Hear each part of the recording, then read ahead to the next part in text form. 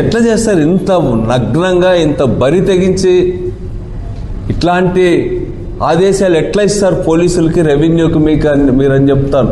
ఇప్పటికీ అప్రతిష్ట పాలవుతా ఉన్నారు. మీ ఆర్థిక శాఖ కూడా ఏ 15, 18 ఏ స్థానంలోనే ఉందంట మీకు సంబంధించి.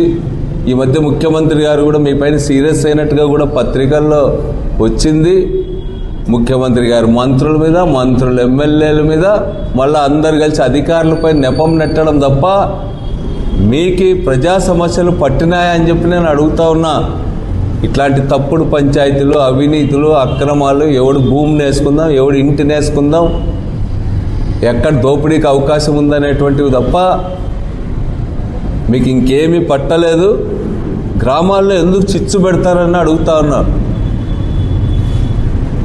డబ్బు పెట్టి, హార్డ్ అర్న్డ్ మనీ వాళ్ళది, కష్టపడి సంపాదించిన డబ్బుతో కొన్నటువంటి భూమిని, 21 ఎకరాల భూమిని కాజేసే ప్రయత్నం చేయడం మీ